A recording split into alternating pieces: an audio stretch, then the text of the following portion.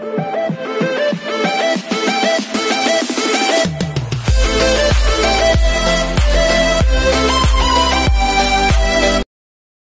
this is KJ Vlogs, a Filipino reactor based here in Saudi Arabia, and welcome back to my channel. Agad-agad gawa natin ng reaction video, ang Barda compilation for today's video hanggang mag-violet. Hanggang mag-violet tayo, mami, Barda pa rin tayo for today's video. Hanggat hindi nang galing kay David and Barbie, kung ano-ano man ang kalagayan ng kanilang puso, it's okay for today's video. Wala akong pake. Share ko lang sa inyo kahit wala din kayong pake. Good vibes na tayo ha, pero ito last na lang talaga to. May umaray nga, mami. Charis! May umaray nga. So, yung analysis ko doon, wag nyo na lang puntahan. Pero ito, gusto ko lang i-mention, i-clarify dito, no?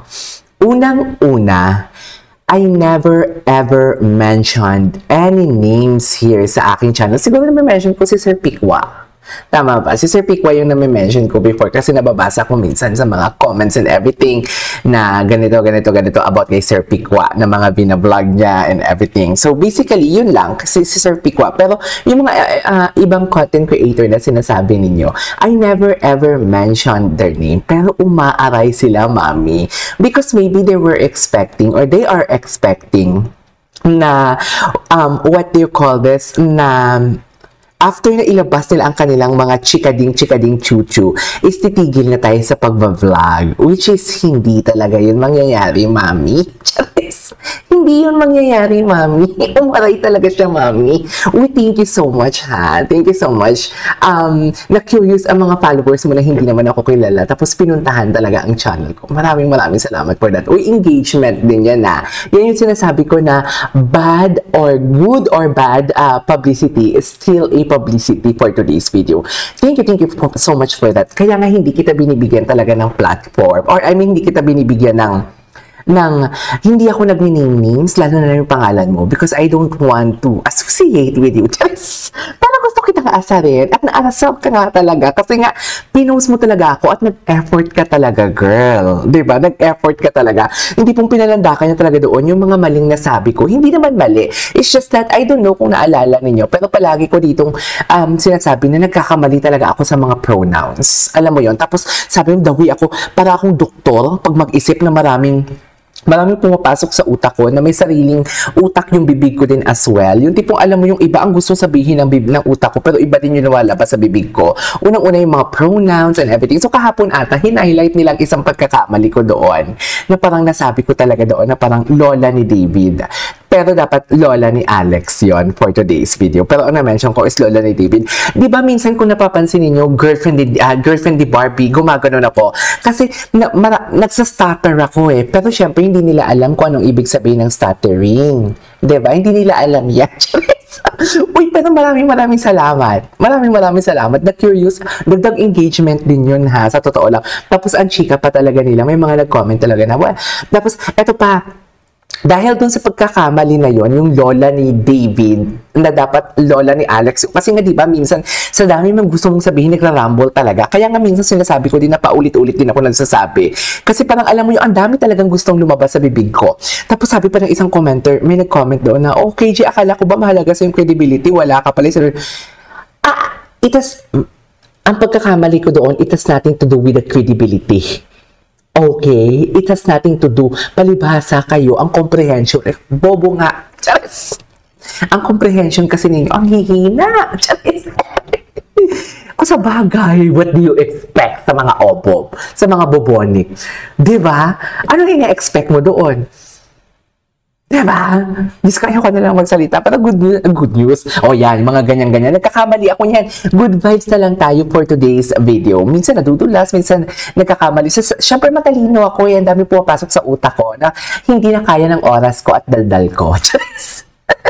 Uy, pero thank you so much ha. Napatunayan mo talaga, nakala mo talaga, apektado kami sa nilalabas mo. Ikaw pa ngayon ang binalikan mga mami. Ikaw pa ngayon Gina G for today's video. Sa ginawa mo, Gina G, katatawanan lang talaga kita. Akala mo masisira mo ko. I love it! I love it. Tingnan, hindi ko yun minimension yung, hindi ko yun, ni pangalan niya, hindi ko minimension dito sa channel ko. Pero dear, ang mukha ko, nag-effort pa talaga siya sa pag-edit. Sa totoo lang, anong kinalaman ng pagkakamali ko na na-mention ko yung lola ni David na dapat lola ni Alex ang i-mention ko, pero na-mention ko lola ni David kasi nga mali-mali nga ako. Charis! Mali-mali nga. Diba? Tapos may mga picture pa siya pinapakita, dinugtungan, tagpi talaga, dinugtungan niya din yung mga naghahanap si David ng lupa and everything. Anong kinalaman doon? Yes! Bakla, nakakatawa ka. I love you. Promise, I love you na. Sa totoo lang, gustong-gusto ko yung kuha ko yung pika mo kasi nga pinost mo talaga yung mukha ko. I love it. Hindi lang yan sa hindi lang yan sa YouTube pati sa Twitter. Akala siguro ilalike ko, i-retweet ko, isasagutin ko. Kasi pag sinagot mo yan, lalabas yan, makikita yan ng mga followers ko. Ilan yung followers ko sa X? 2,000 plus.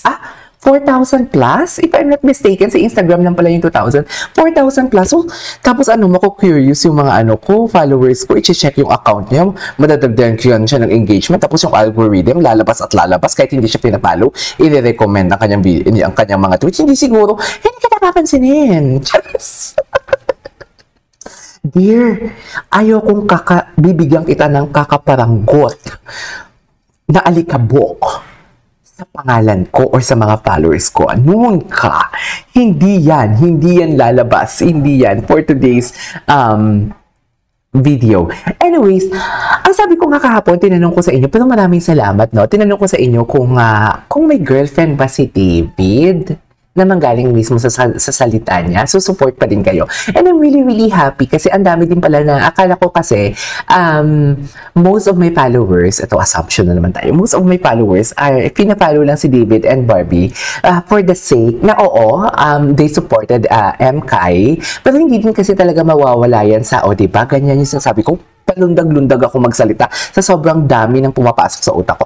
Pero hindi naman kasi yan mawawala talaga sa mga fans na parang, we are hoping, I myself as well are hoping. Pero kung hindi talaga pwede, o hindi talaga para sila sa isa't isa, it's beyond of our control. So we cannot something like pilit that. Okay?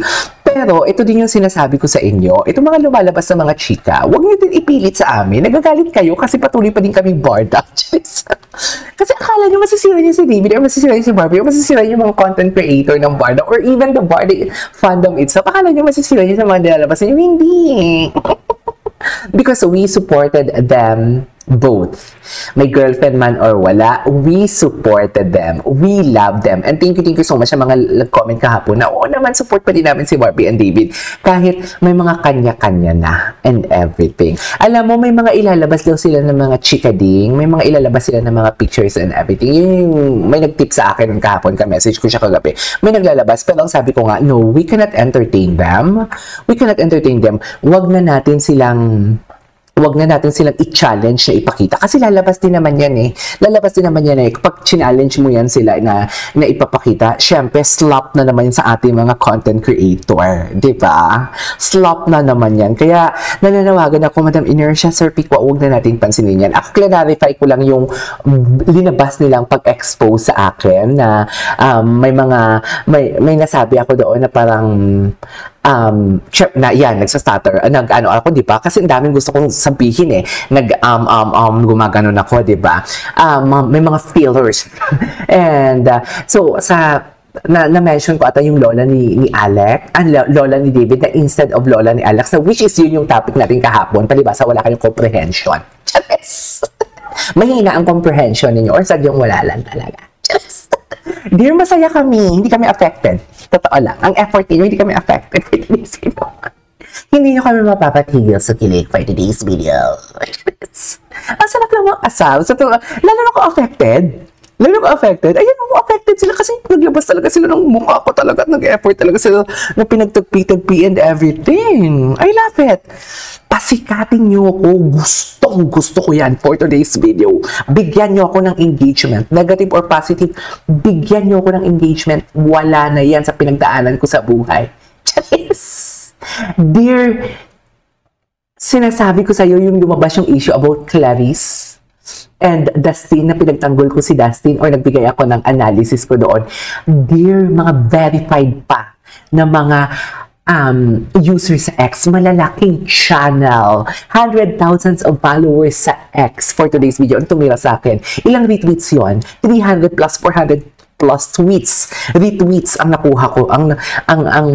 Ang pag-mention sa akin doon, or should I say pag-bash, pero hindi ako naapektuhan. Ikaw pa ba?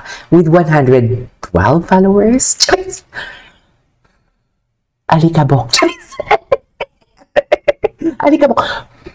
Ganun lang yan. So anyways, tingnan natin dito yung mga updates ng Barda natin for today's video. Or bar before Tessa, tingnan natin, oh my God, 10 minutes na pala. Ang kanyang IG story muna, ha? Ang kanyang IG story. Di ba, ang dami kong daldal. Sold out na naman pala. Atake. Sold out to sa SM North, if I'm not mistaken. Pumalo daw talaga, di ba? Tingnan mo ha, yan talaga yung maganda sa word of mouth.